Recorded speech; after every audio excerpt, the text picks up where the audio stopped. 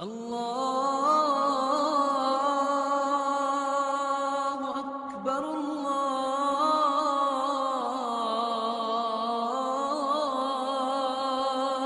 اکبر۔ میری اور آپ کی ضرورت ہے کھانا۔ کھانا بھی کھایا، صرف کھانا کھانے کے بعد اتنے لفظ کہہ دیجئے۔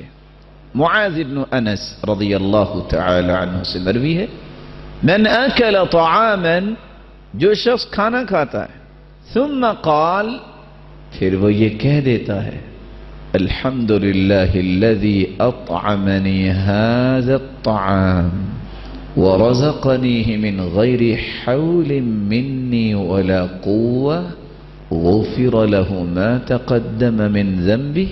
جو شخص کھانا کھایا اور کھانا کھانے کے بعد اتنے لفظ پڑھ لے، الحمدللہ الذی اطعمنی هذا الطعام ورزقنیہ من غیر حول منی ولا قوة، رسول مقبول صلی اللہ علیہ وسلم کا فرمان ہے اس کے پچھلے گناہوں کو اللہ معاف فرما دیں گے۔